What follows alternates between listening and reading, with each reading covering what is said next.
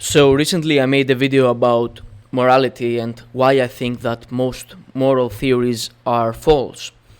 And it seems that I got a lot of responses and a lot of comments that tried to rebut my position. And I'm always happy to see people actually arguing with good arguments and stuff under my comment section. But what I noticed is that there seems to be a lot of confusion about the very definition of morality. There seems to be some confusion about what morality is even about.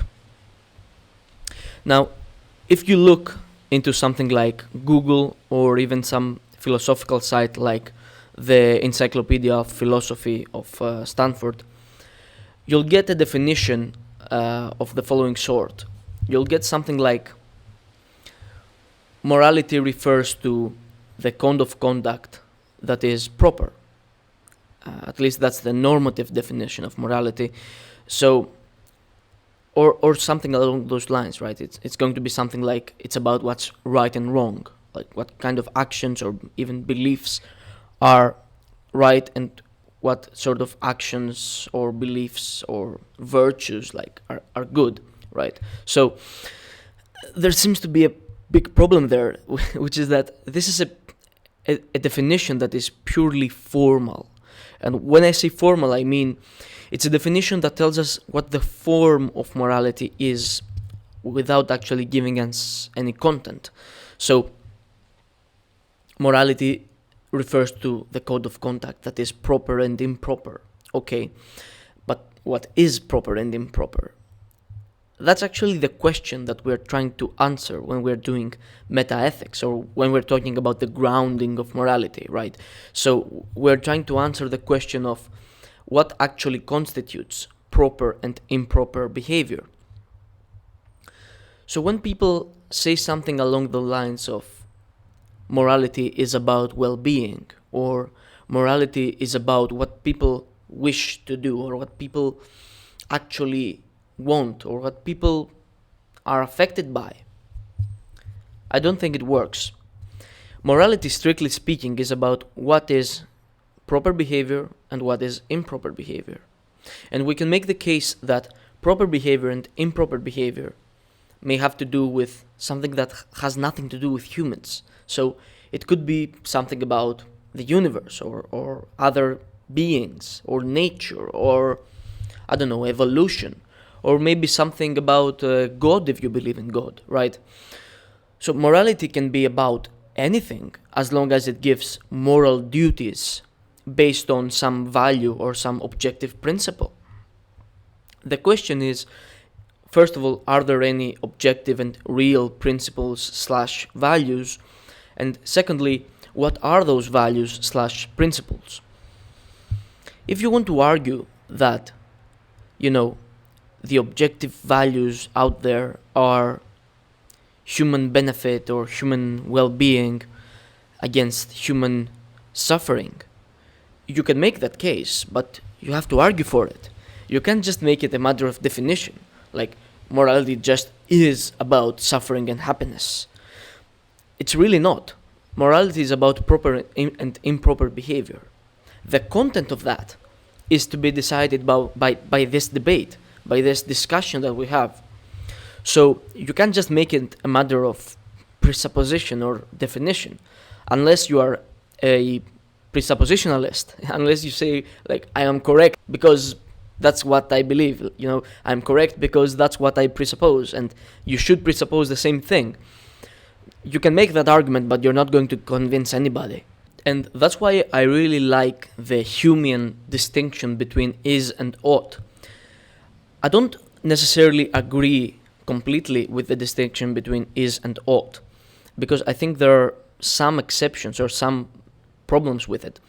But what I really like is that it puts the discussion into place where you say, look, just because you give me a description where people are happy and a description where people are unhappy, or maybe a description where the consequences of what you do are nice versus a picture where the consequences of what you do are not nice, that doesn't tell me anything about my duty. It tells me something about the world, it tells me what happened, but just because something happened doesn't mean that I should make X happen over Y. So that really puts into place the problem here, which is that morality just isn't about what you like. It isn't about what you wish. Morality is about what really is the case, right? It's about whether there are real objective values, whether there is some principle outside of yourself or even inside of yourself that is absolute, that is just always the case, right? So again, this distinction is so clever. So or this can go for Kantian ethics as well. So you give me an example where people do not follow the categorical, right? The categorical imperative. You give me some example of that. And then you give me an example where people do follow the categorical imperative. And you tell me, well, any rational person would want the first thing and not the second. I don't buy it. I just want to ask, like, why? Kant says that a moral duty, like the categorical imperative, is sort of the rules that you would want to have as absolute, the rules that you would want everyone to adhere by. And he also makes the claim that the categorical imperative is the idea that you should treat people as ends in themselves and not as means. So I just want to ask, why? Why is it that when you give me a description of a world where people treat each other as ends in themselves and not as means is ultimately better or ultimately preferable to a world where people don't do that? So why would I agree that, a rule like don't lie is better than a rule like lie all the time? Why is that? Ultimately, it comes down to personal benefits and even consequences, if we're being honest. I mean, just because you don't like the idea of, well, if everybody lied, we wouldn't even be able to have a society, or if everybody lied, we would all eventually not trust each other. Okay, so what? We're supposed to talk about truth here. We're supposed to be talking about whether there is an objective value that is true all the time, and that is the case. Whether there is some sort of code of conduct that is ultimately proper.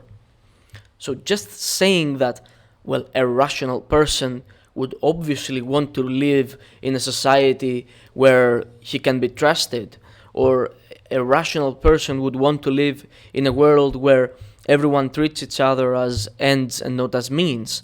This doesn't tell me anything. It just creates the question of why. Why would a rational person want that? And most people would say, well, a rational person would want that because that's going to bring that person some sort of benefit, or it's going to bring society some sort of benefit, or because, I don't know, they have that instinct.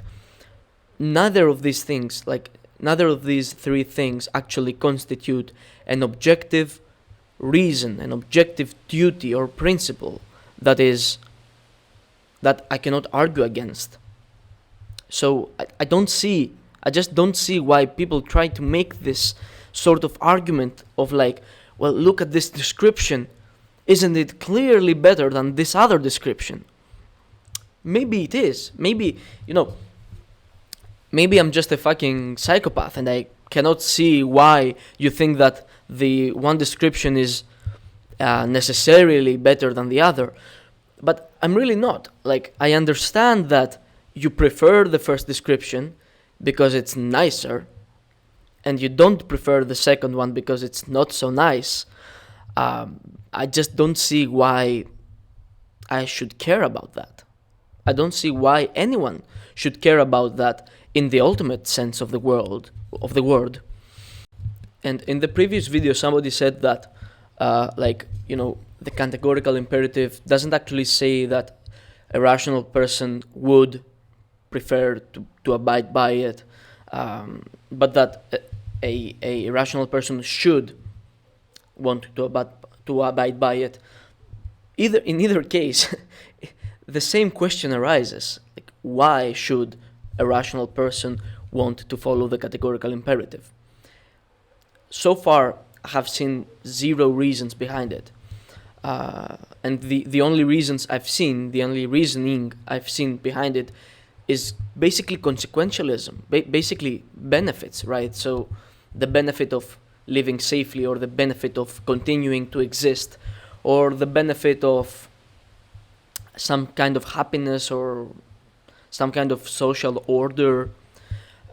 And in any other case, I don't see any particular reason other than, well, that's the categorical imperative because that's the rational thing to do. Again, that doesn't tell me anything. You have to prove to me, why is it the rational thing to do? Why is it more rational to treat people as ends and not as means? So I guess that just doesn't work here. Again, this all comes down to the very definition of morality, which is proper conduct. What is proper conduct? It doesn't tell us, the definition doesn't tell us anything about what proper conduct actually is, right? What the content of proper conduct is. It just tells us that morality refers to it. So, if you want to make the case that proper conduct is X, Y, and Z, tell me why. Give me reasons. Don't just say, like, by definition, morality is about well-being. Like, no, morality is about proper action.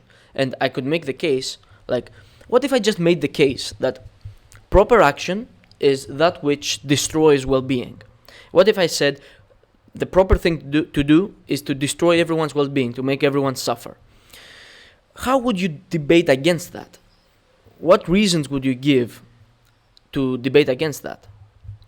If the reasons are just psychological benefits, so psychological, like feeling better, right? Feeling good, or experiencing positive emotion or positive mental states, then I can just ask you, why should I care about mental states? Why should I care about positive mental states? So far, I have seen no good answer to that. So the only exception would be some sort of teleology, so some sort of, like compressing the is into an ought, so making an ought be an is, by some sort of teleological framework. But even that's very difficult, and it's a different discussion. So yeah, I don't see it.